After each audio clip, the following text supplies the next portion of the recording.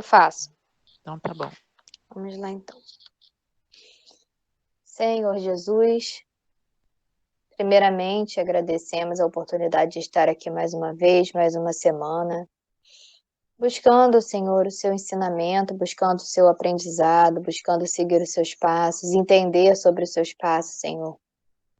Agradecemos por esse grupo de estudo, pelo nosso Centro Espírita Galileia, por todo aquele, Senhor, que costumam participar dessa reunião, Mestre. Jesus, temos muito que te agradecer, temos muito também o que te pedir, Mestre. Permissão pedimos para iniciar o estudo da noite de hoje e que possamos, Senhor, sair daqui melhores do que entramos. Que assim seja, graças a Deus.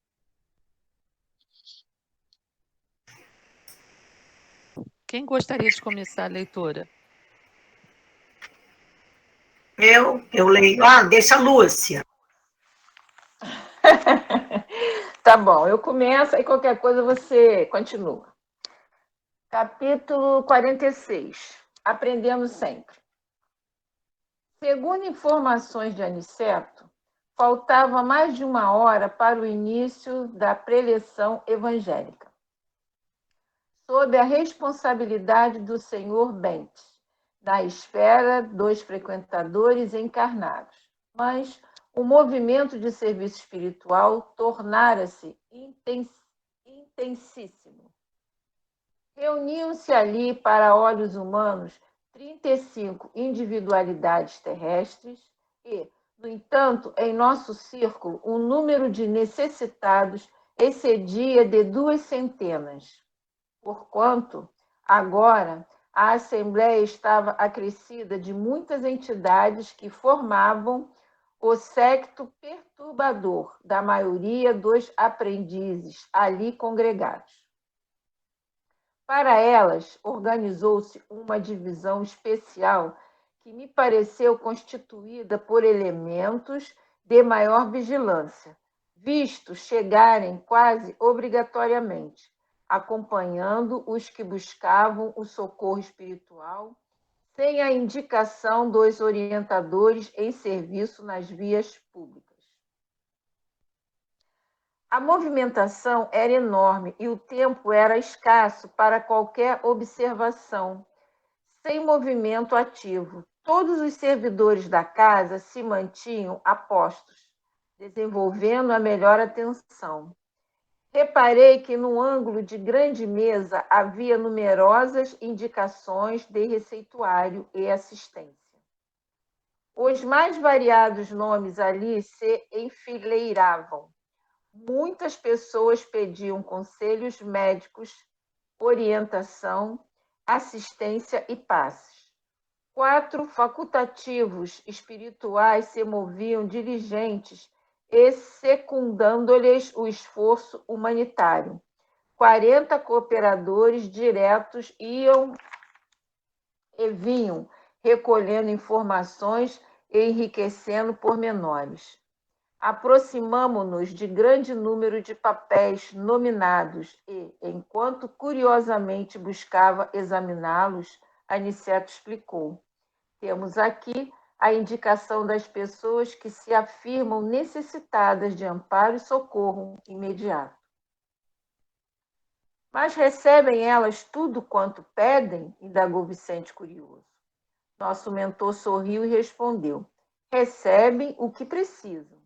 Muitos solicitam a cura do corpo, mas somos forçados a estudar até que ponto lhes podemos ser úteis no particularismo dos seus desejos. Outros reclamam orientações várias, obrigando-nos a equilibrar nossa cooperação, de modo a lhes não tolher a liberdade individual. A assistência terrestre é um curso ativo de preparação espiritual. E quase sempre não faltam na escola os alunos ociosos, que perdem o tempo ao invés de aproveitá-lo, ansiosos pelas realizações mentirosas do menor esforço. Desse modo, no capítulo das orientações, a maior parte dos pedidos são desacisados. A solicitação de terapêutica para a manutenção da saúde física pelos que de fato se interessem pelo concurso espiritual é sempre justa.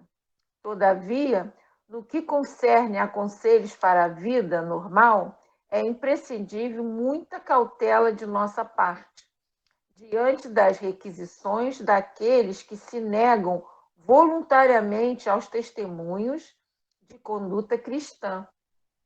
O Evangelho está cheio de sagrados roteiros espirituais e o discípulo, pelo menos, diante da própria consciência, deve considerar-se obrigado a conhecê-los. O instrutor amigo fez pequena pausa, mudou a inflexão de voz como para acentuar fortemente as palavras e considerou: possivelmente, vocês objetarão que toda pergunta exige resposta e todo pedido merece solução. Entretanto, nesse caso de esclarecer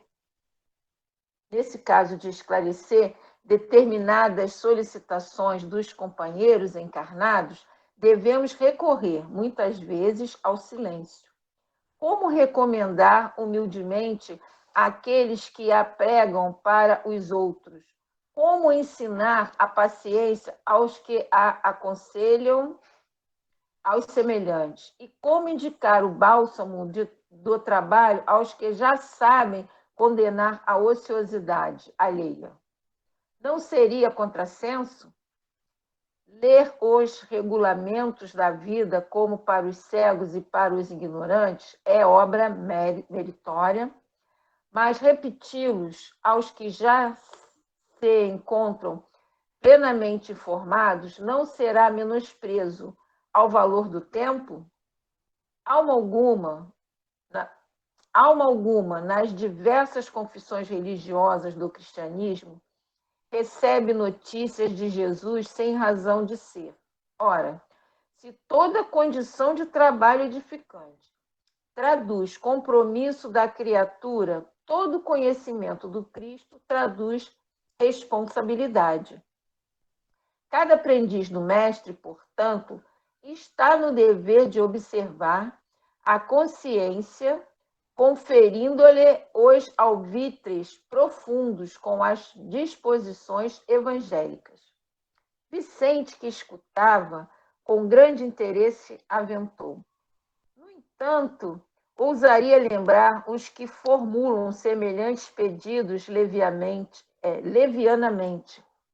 Sim, elucidou Aniceto, sorrindo, mas nós não poderemos copiar-lhes o impulso. Os desencarnados e os encarnados que ainda abusam das possibilidades de intercâmbio entre as esferas visíveis e invisíveis ao homem comum pagarão alto pelo preço da invigilância. Nesse caso, perguntei respeitoso: como corresponder aos pedidos de orientação? Alguns raros, esclareceu nosso orientador, merecem um concurso de nossa elucidação verbal, na hipótese de se referirem aos interesses eternos do espírito, quando isso nos seja possível. Entretanto, quase sempre é indispensável nada responder de maneira direta, auxiliando os interessados na pauta de nossos recursos, em silêncio mesmo, porque não temos grande tempo para relembrar a irmãos encarnados certas obrigações que eles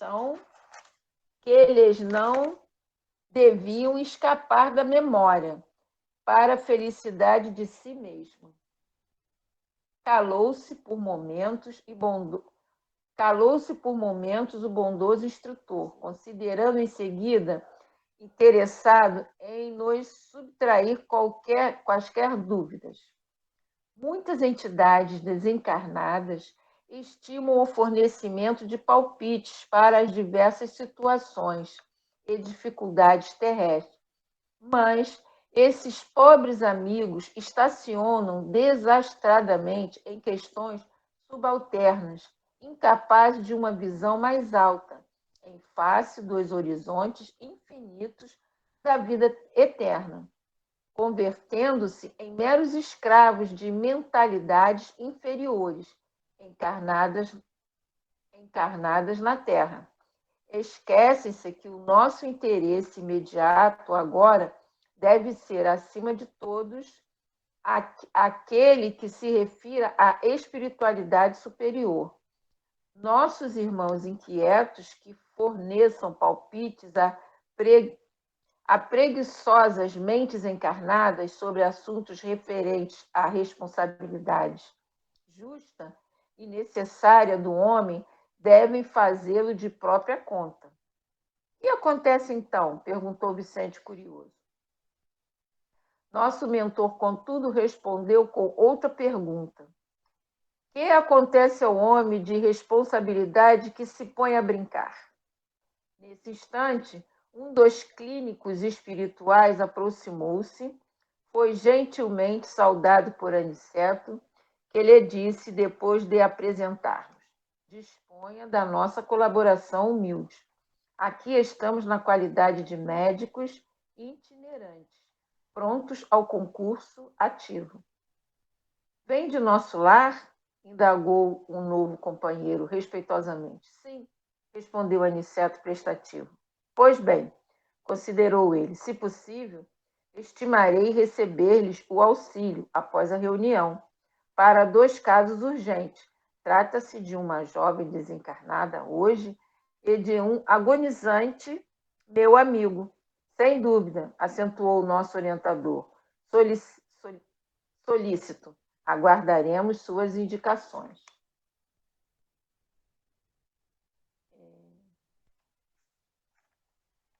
E aí, alguém quer falar alguma coisa?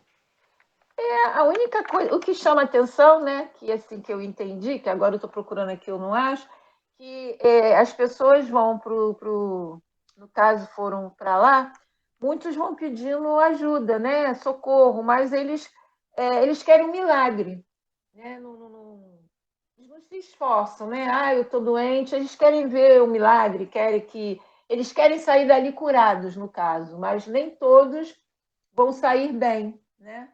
Porque eles também têm que se ajudar. Eu entendi mais ou menos assim.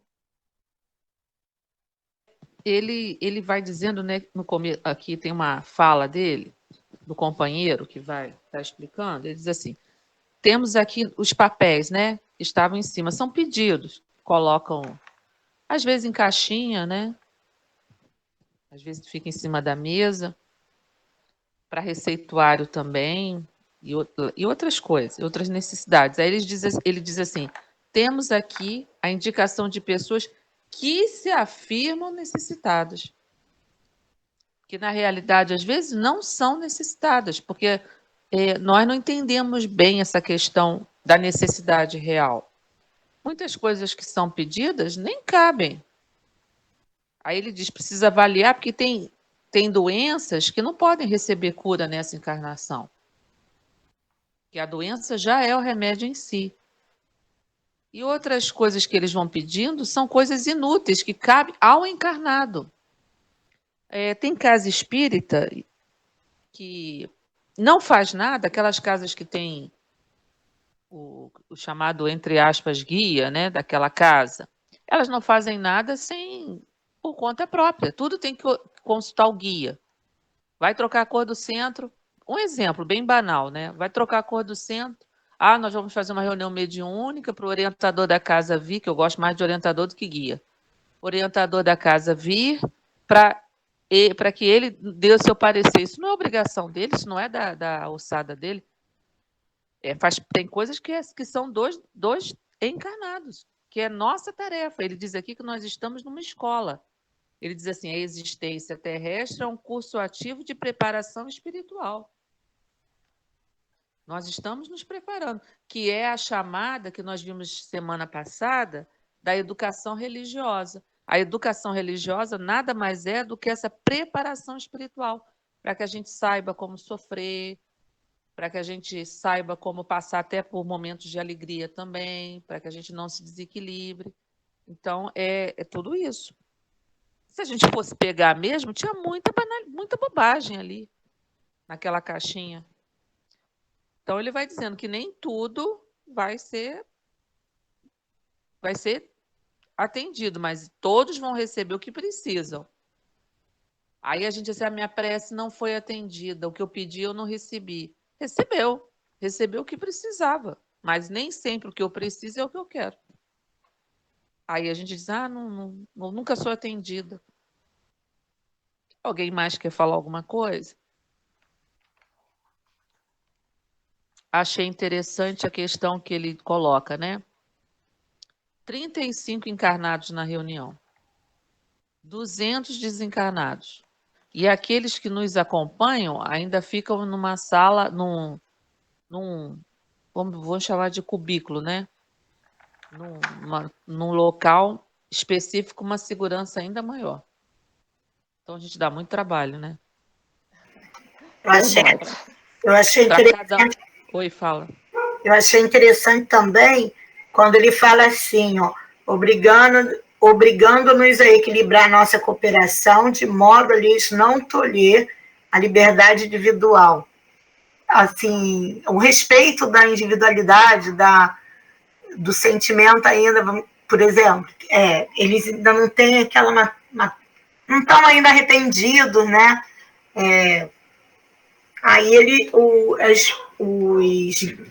os mentores aí, eles não intervêm, né? Porque tem que ter a vontade, tem que ter o arrependimento para começar o processo de equilíbrio, né?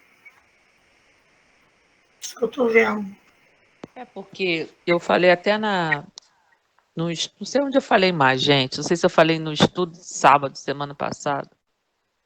Não lembro mais. Mas eu falei em algum lugar que o que nos compete, a espiritualidade não vai fazer. Pode pedir à vontade. O que é decisão nossa é nossa.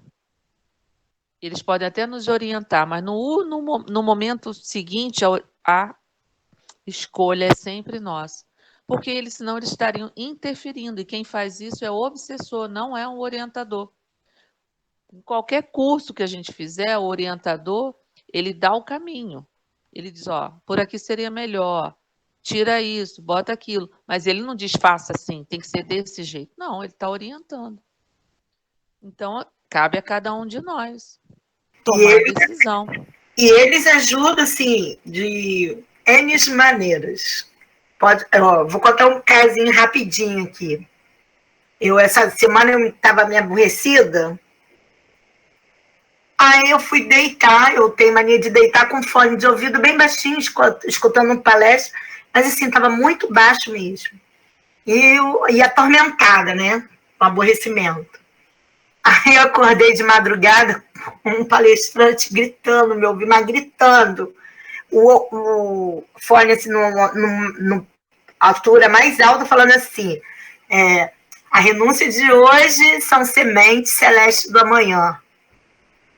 Mas foi tão engraçado, porque eu tenho certeza que o fone estava baixo. Então, como que ajuda, né? Eles, assim, dão ajudas, assim, a escolha é minha, mas é nossa. Mas eles fazem tudo para nos ajudar mesmo, né? Isso que são orientadores, mas eles não impõem. Se chegar qualquer espírito impondo ou forçando a barra para em qualquer situação, cuidado. Você vê que ele diz que eles falam de maneira assim indireta, né? Você pede uma orientação para um espírito, mas eles não são assim, não são diretos. Eles vão assim vários caminhos e no final você assim, mas o que ele disse? Não disse, porque eles não podem interferir. Eu me lembro que uma vez no Galileia, contou a história de um rapaz que tinha sido preso. E ele foi no centro. Essa história é verídica. Ele foi Aí ele pediu uma orientação. A família pediu uma orientação. E só vinha assim: ele precisa estudar o Evangelho. A orientação foi essa. A pessoa queria uma coisa assim mais esmiuçada, né? Mas a orientação foi essa: estudar o Evangelho. Pronto, acabou. Orientou. e ele que fizesse o trabalho, porque ele, estudando o evangelho, ele poderia se melhorar, né? E sair daquela situação. Agora, eles não vão dizer, faça isso, faça aquilo. Não vai fazer, não faz. É nosso, é a nossa tarefa, nós é que estamos na escola. Eu hoje peguei a atividade de um aluno, aí tinha assim, uma parte feita por ele e a outra feita pela mãe, ou por alguém, pela mãe, no caso foi a mãe. Poxa, dá para ver a letra dele e a letra da mãe. Qualquer um perceberia. Aí eu perguntei ele, mas por que sua mãe fez seu dever? Eu chamei ele e perguntei, quem fez esse dever aqui? Ah, foi minha mãe. Eu falei, mas a sua mãe que tem que fazer o seu dever? Ah, professora, ela está me ajudando. Eu falei, isso não é ajuda. Você que tem que fazer o seu dever. Isso não é uma ajuda. Quem tem que fazer é o aluno, não o responsável. Agora, se ela continua fazendo, pensando que está ajudando o filho, não está. Assim, a espiritualidade também. Não vai fazer o nosso deverzinho de casa. Nós é que temos que fazer, nós é que temos que nos esforçar. Até orienta, né? Bota aqui, apaga essa letra, não está boa, faz de novo. Mas não vai pegar. Eu não pego na mão de aluno para ele escrever, nunca peguei. Ele que tem que aprender a segurar o lápis. E vai. Agora, se a gente pega sempre na mão, o aluno não exercita. Assim como o professor também, os nossos orientadores, podem tirar a gente daquela situação para que a gente não sofra ou porque a gente não aprenda. Senão, não é orientador. Alguém mais quer falar? Eu acho que é muito difícil também a gente saber o que a gente tem que aceitar e o que a gente pode mudar. Isso é uma das coisas mais difíceis, porque às vezes a gente para de lutar porque achando que aquilo ali é o que a gente tem que aceitar e outras a gente continua e aquilo não vai mudar. É muito difícil mesmo, só com muita orientação da espiritualidade. Então, como é que a gente vai saber? Em toda situação eu tenho que tentar mudar. Eu tenho que tentar mudar. É o meu papel, tentar mudar aquela situação, reverter aquela situação. Mas tem coisa que eu não posso mudar, que eu não vou conseguir mudar aquilo. Então, tem duas alternativas. Ou eu fico revoltada, ou eu aceito, como diz o povo, aceita que dói menos. Mas a nossa aceitação, a nossa resignação, Joana de Ângeles diz isso, ela tem sempre que ser ativa. Eu não posso me acomodar, como você falou, por não querer lutar, por não querer me acomodar. Não é isso. Nós sempre temos que tentar mudar a nossa situação, mas se a gente percebe que aquela situação não pode ser mudada, aí cabe a nós o que eu já falei. Ou eu fico revoltada, batendo ali, igual aquele carrinho que bate na parede, não muda a situação.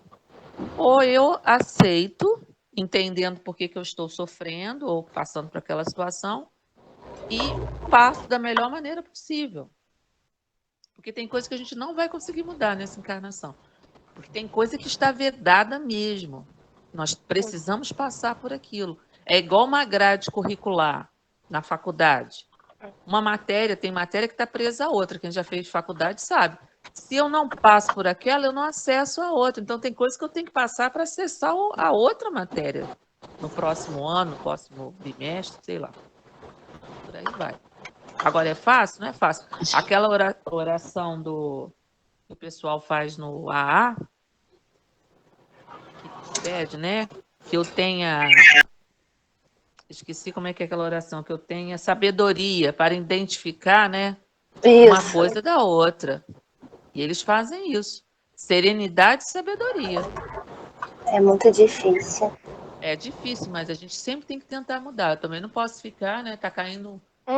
Vem uma pedra na minha cabeça. Não, bom, se Jesus achar que a pedra tem que desviar da minha cabeça, eu vou ficar aqui. Não, eu vou desviar. Eu vou tentar. Agora, se eu desviar, a pedra faz uma curva e bateu na minha cabeça, aí não tinha jeito mesmo, né? É verdade. Mudou até a lei da física, mas me alcançou aí. Porque tem bala achada, e a pessoa vai estudar a trajetória da bala, nem eles entendem. A bala bate aqui, bate lá, bate não sei aonde, e chega na pessoa. Mas também é aquilo, né? A partir do momento que a mudança vai provocar dores em outros, porque não é para mudar. A mudança, tem todas as situações, elas têm que ter um benefício a uma coletividade. Tem muito disso, né? Que se vai prejudicar a outrem, então é melhor não tomar. Não é nesse sentido que venham sempre as orientações. Não, mas aí se a pessoa, qualquer ação nossa, né? Nós temos que colocar num papel e pesar. O que eu vou fazer? Boa noite, Helene. Traz benefício só à minha pessoa? E com esse benefício à minha pessoa, eu estou vou prejudicar outros? Porque não é em nome da felicidade, porque o que é proclamado aí fora, na sociedade, é o seguinte: felicidade a qualquer preço. Mas se a minha felicidade ela está à custa de lágrimas de outras pessoas, essa felicidade não é legítima. Porque se o meu prazer só me prejudica, ok. Mas se o meu prazer me prejudica e vai prejudicar outros, aí nunca compensa. É um preço caro demais. Por exemplo, tem situações que eu tenho que pesar. Aquela atitude que eu vou tomar vai trazer mais benefício ou malefício? Se a balança do malefício for maior, aí tudo é o quê? É o bom senso que nós precisamos ter. Agora, eu tenho direito de querer mudar aquela situação. Por exemplo, a pessoa está numa situação difícil, num emprego difícil. Ela vai pensar assim: Deus me colocou aqui, Ele quer que eu fique aqui. Não. Eu tenho direito de querer mudar, de acessar outros cargos, de modificar aquela situação, sair daquela situação. Isso é um exercício também. A gente não pode ficar acomodado em situação nenhuma que não nos traga, que já não cause mais alegria, que já não tenha mais prazer, que já não está mais acrescentando na minha vida. A gente pode mudar a nossa situação. Às vezes aquela situação vem mesmo na nossa vida para ver se a gente já consegue mudar. Agora a gente sempre tem que pesar. Se vai trazer benefício, mas se qualquer coisa que eu fizer vai prejudicar alguém, aí não é lícito. Eu gostaria que fizesse comigo. Eu acho que essa é a melhor medida que Jesus deu. Só que a gente não coloca. O que eu vou fazer? Se fizessem comigo, eu gostaria? Eu ficaria bem? Não. Então não vou fazer com o outro. Agora a gente não pensa isso em encurtar um monte de caminho de dores que a gente está trilhando hoje por não ter pensado assim. Agora a gente sempre tem que ter o bom senso, né? Para tudo na vida. Não é? Quem gostaria de falar mais alguma coisa? Senão a gente vai passar para o outro. Que esses capítulos agora são bem curtinhos. São rapidinhos de ler. Vamos passar para o outro, então? Pode começar? Pode, por favor. Então vamos. 47. No trabalho ativo. A interpretação de Bentes, obedecendo à inspiração de um emissário de nobre posição presente à Assembleia, era recebida com respeito geral nos círculos das entidades desencarnadas. Na esfera dos encarnados, porém, não se notava o mesmo traço de harmonia. Observava-se apreciável instabilidade de pensamento. A expectativa ansiosa dos presentes perturbava a corrente vibratória, de quando em quando surpreendíamos determinados desequilíbrios que afetam particularmente a organização mediúnica de Dona Isabel e a posição receptiva de comentaristas, que parecia perder o fio das ideias. Tal qual se diria na linguagem comum. Colaboradores ativos restabeleciam o ritmo, quanto possível. Reparamos que alguns irmãos encarnados se mantinham irrequietos em demasia. Mormente, os mais novos em conhecimentos doutrinários exibiam enorme irresponsabilidade. A mente lhe vagava muito longe dos comentários edificantes. Via-lhes distintamente as imagens mentais. Alguns se prendiam aos quefazeres domésticos, outros se impacientavam por não lograrem a realização imediata dos propósitos que os havia levado até ali. Aqui a gente pode dar uma paradinha só para não. Ô, Lúcia, aqui a gente podia dar uma paradinha só para não perder o fio da meada, né? Com certeza. Alguém muito quer falar bom isso aqui. alguma coisa? Isso aqui é comum. Pode falar, Lúcia.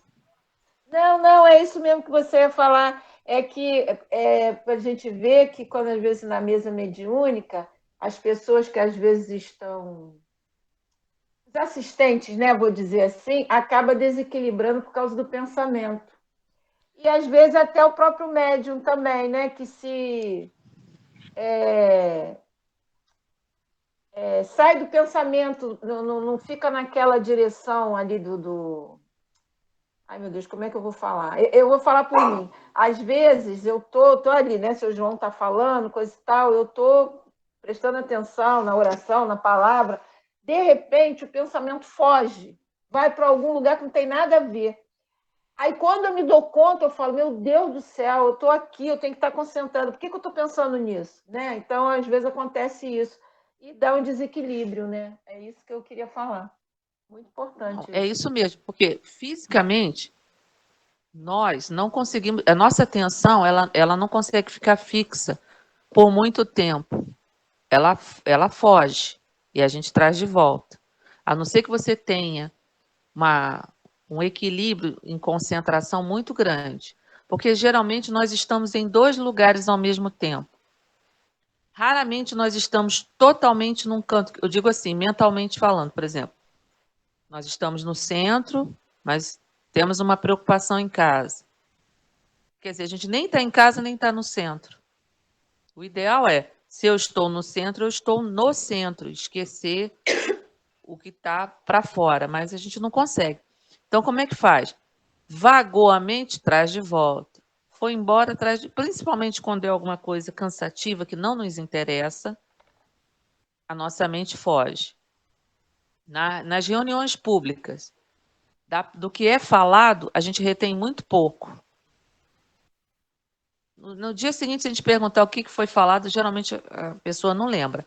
Agora, se for alguma coisa que chamou a atenção, prendeu aquela atenção, a gente lembra daquilo, mas não vai lembrar do resto, às vezes.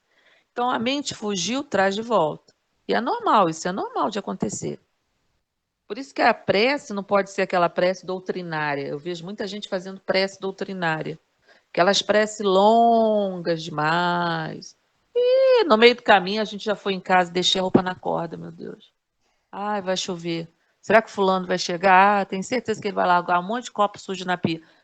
Normal. Mas eu trago de volta. Porque aquelas preces longas demais a gente se perde. Qualquer coisa que é longa demais, a gente se perde. Se não quebrar o fluxo, a pessoa perde a concentração total. Alguém mais quer falar? Você vê que pensando... E eles estão só... Pensamento exterioriza, né? Eles estão só captando que... Ai, que vergonha, hein? Imagina. É verdade. Que horror. Isso, Rita, isso é trabalho? O trabalho atrapalha o trabalho? Atrapalha. Atrapalha tanto que já perturbou as pessoas que estão falando em público. Quem faz reunião pública, dependendo, vou chamar de público mesmo, de participante daquela reunião, se as pessoas antipatizam ou não gostam do tema, a pessoa que está falando perde a concentração, se perde. Como ele diz aqui, perde o fio das ideias. E nessa reunião, pelo menos eu vou dizer como é que é lá em Uberaba. Nas reuniões que atravessam a noite toda, são várias pessoas se revezando para falar do Evangelho. Cada uma fala, sei lá, 10 minutos, aí vai 15 minutos, sei lá. Aí vai se revezando, daqui a pouco vem outro, aí fala do mesmo tempo, mas de outra forma. Aí no meio disso entra a pessoa que canta. para já manter mesmo a concentração. Porque aí você muda a pessoa assim, é um novo interesse. Mas você vê que ele até diz, né? Quando a pessoa viu que o outro ia perdendo o fio da meada, o que fala logo depois já traz de volta o tema. É muito interessante isso. Que trabalho que a gente dá, né? Muita coisa. Eles têm muito mais trabalho conosco do que com os espíritos. Muito É trabalho. por isso que tem muitos espíritos trabalhando nessas reuniões. Muitos. Você vê, vamos fazer uma continha pequena. Vou fazer a continha.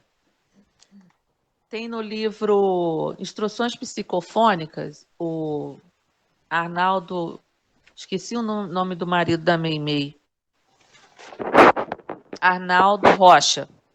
O Arnaldo Rocha fez no final, acho que no final do livro, ele fez um balanço de sei lá quantos anos de reunião, acho que 5. Não estou bem lembrada. Aí ele faz uma conta. De cada médium que participou da reunião, às vezes cada médium levava 3 desencarnados. Aí no final ele fez o balanço de quantos espíritos estavam mais ligados aos médios, frequentadores da casa, do que a outras pessoas. A maioria estava ligada aos médios daquela reunião. Então nós damos muito trabalho, muito trabalho.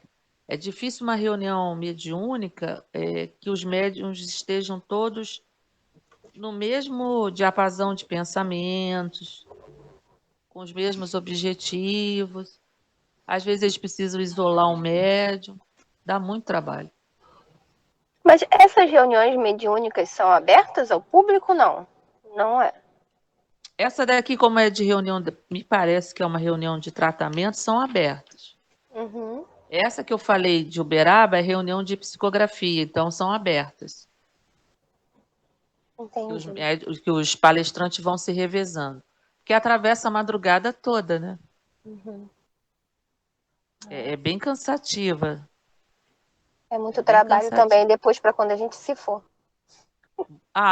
Mas olha, uma reunião, por exemplo, para um espírito vir e trazer uma mensagem, uma informação, é muito difícil. A gente já viu aqui no livro Obreiros, né? Daquela senhora que queria mandar uma mensagem para a filha e precisou ir na casa daquela companheira, que é um lar evangelizado, pedir para uma outra equipe. Olha o trabalho. E para falar através do sonho.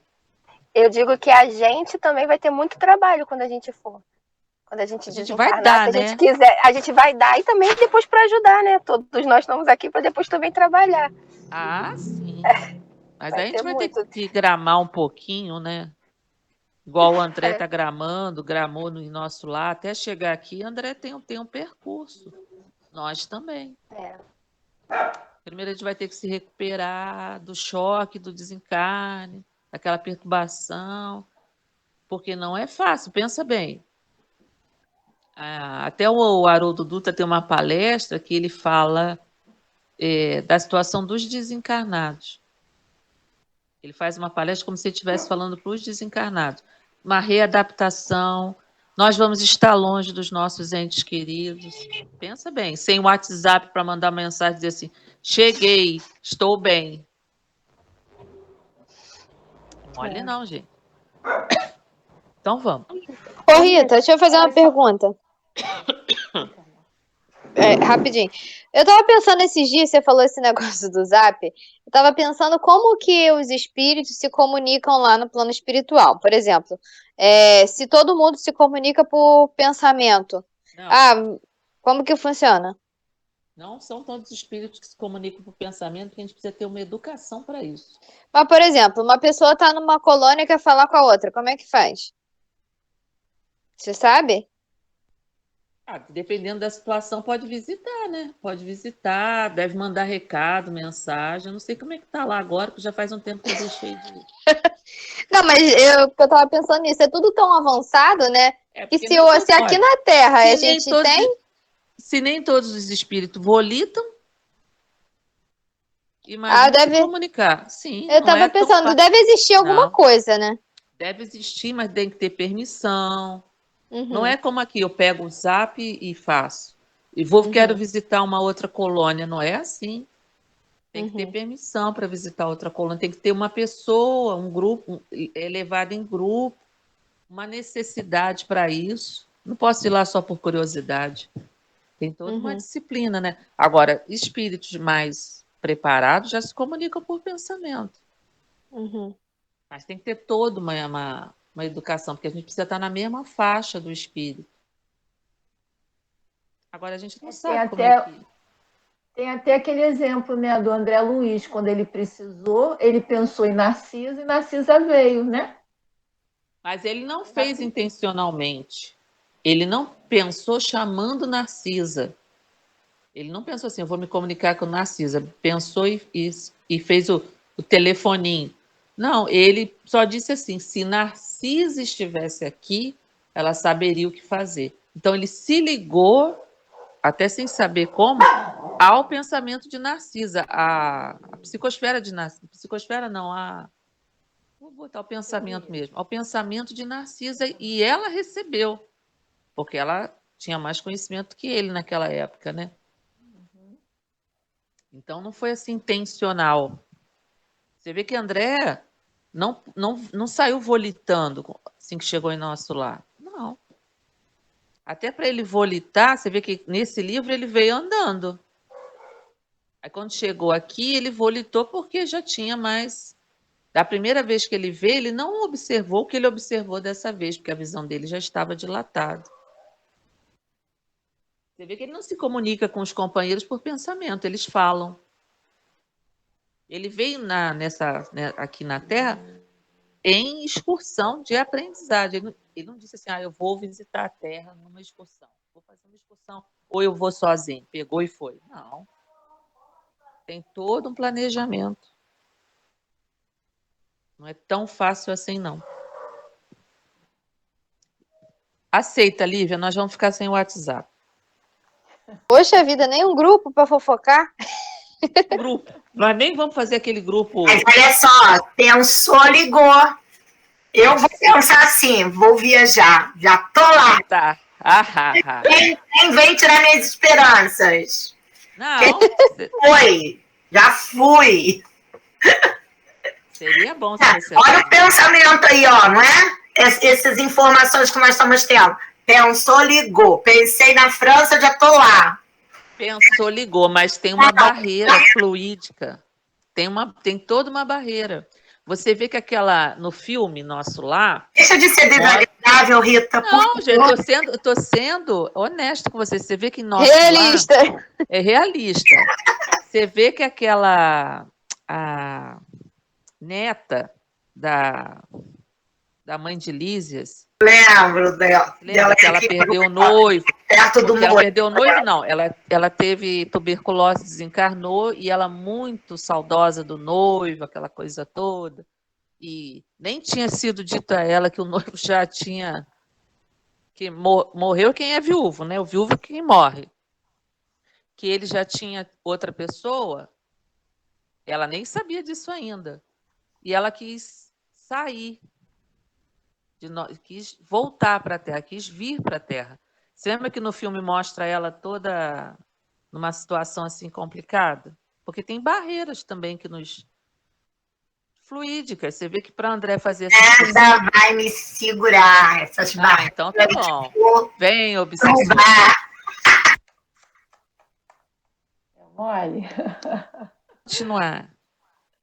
Então vamos lá. Aniceto, que não perdia ocasião de prestar-nos esclarecimentos novos, considerou discreto.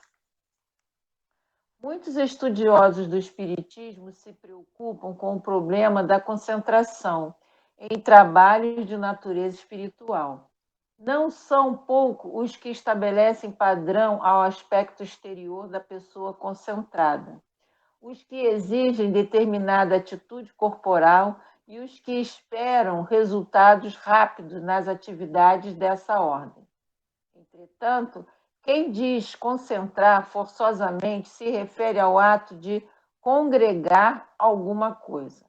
Ora, se os amigos encarnados não tomam a sério as responsabilidades que lhes dizem respeito, fora dos recintos de prática espiritista, se porventura são cultores da leviandade, da indiferença, do erro deliberado e incessante, da teimosia, da inobservância interna dos conselhos de perfeição cedidos a outrem, que poderão concentrar nos momentos fugazes de serviço espiritual.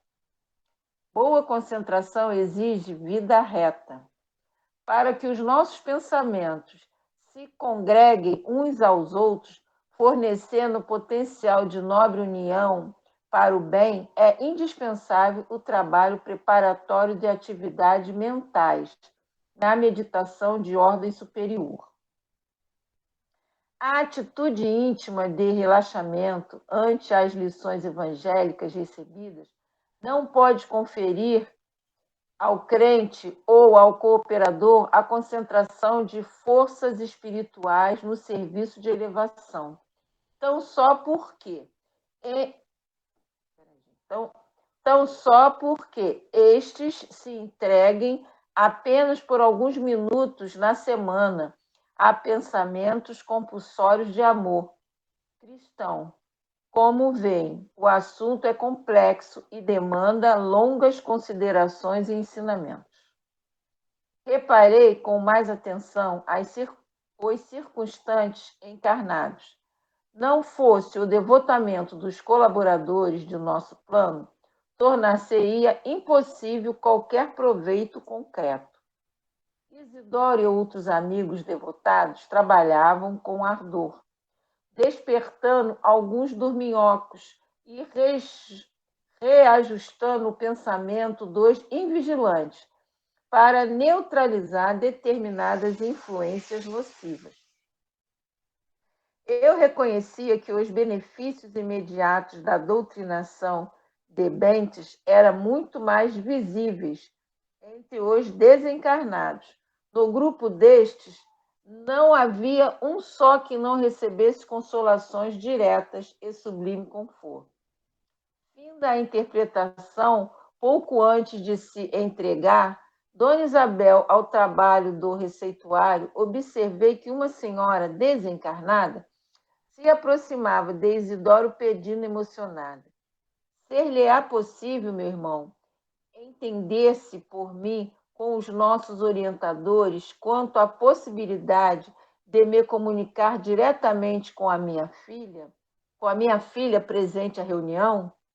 Estou certa de que, com a permissão devida, nossa Isabel me atenderá à angústia materna. O interpelado mostrou sincero desejo de ser útil, mas depois de trocar algumas palavras com o instrutor mais graduado da reunião, que se colocara entre a médium e o doutrinador, veio trazer a resposta, algo constrangido, com grande surpresa para mim. Minha irmã, disse ele, o nosso nobre Anselmo não julga viável o seu pedido. Asseverou que sua filhinha ainda não está em condições de receber essa bênção.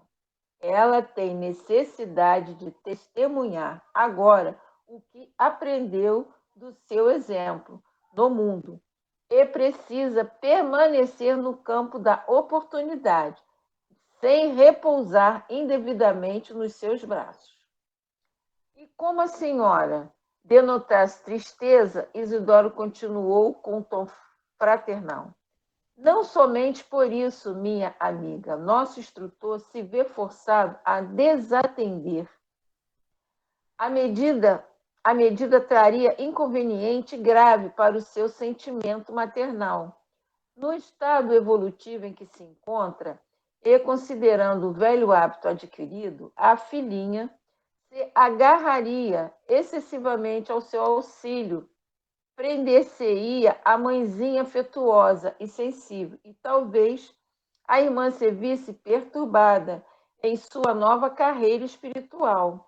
Ela precisa estar mais livre para testemunhar, enquanto seu coração deve permanecer em liberdade por nobre merecimento conquistado ao preço do seu suor e lágrimas, quando na terra, considerando embora o caráter sagrado do amor em sua afeição maternal, nossos orientadores não podem conceder à sua filha o direito de perturbá-la, compreende? Não se atormente com esta impossibilidade transitória. Lembre-se de que todos somos filhos de Deus. O Senhor terá recursos para atender a jovem em seu lugar. Quanto ao mais, alegramo-nos em nossos serviços. Recorde que o auxílio não se verificará pelo processo direto, mas podemos recorrer ao método indireto. Quem sabe, amanhã, possivelmente, poderá encontrar-se com sua filhinha em sonho. A interpelada sorriu confortada e obtemperou. É verdade, devo compreender a nova situação. Nesse instante, acercou-se de Isidoro uma entidade amiga que solicitou. Meu caro, estimaria suas providências junto dos receitistas para que forneçam novas indicações ao Amaro. Meu sobrinho necessita de amparo à saúde física. O esposo espiritual de Isabel tomou uma expressão significativa e respondeu: Não posso, meu amigo, não posso. Se Amaro pedir e os receitistas cederem, tudo estará muito bem. Mas você não ignora que o nosso doente é muito rebelde.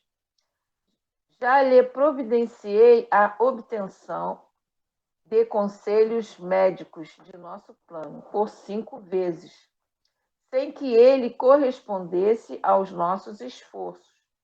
Não se resolve a adquirir os remédios indicados. E quando os obtém por obséquio de amigos, despreza os horários e julga-se superior ao método. Critica mordazmente as indicações obtidas e serve-se delas com desprezo. Naturalmente, não estou agastado com isso, como adulto que se não aborrece com as brincadeiras de uma criança, mas você compreende que estamos lidando com um material muito sagrado e não há tempo para conviver com os que estimam a brincadeira. Além disso, não será caridade o ato de dar aos que não queiram receber. Isidoro falava com uma inflexão de bondade fraternal que afastava todos os característicos da fraqueza contundente. Compreendi que, para atender a tanta gente e movimentar-se entre tantos propósitos heterogêneos, não seria possível tratar os assuntos de outro modo. O serviço prosseguia com enorme demonstração educativa para Vicente e para mim. O esforço dos clínicos espirituais, aliado à abnegação da intermediária, comovia-me o coração. Era necessário, de fato, grande renúncia para atender ao trabalho compacto e numeroso no setor de assistência aos encarnados, porque poucos frequentadores do grupo pareciam manter a atitude correspondente à sublime dedicação fraternal em nome do Mestre. Aniceto, porém, adivinhando meus pensamentos, falou com bondade. Um dia, André, você compreenderá com Jesus que melhor é servir que ser servido, mais belo é dar que receber.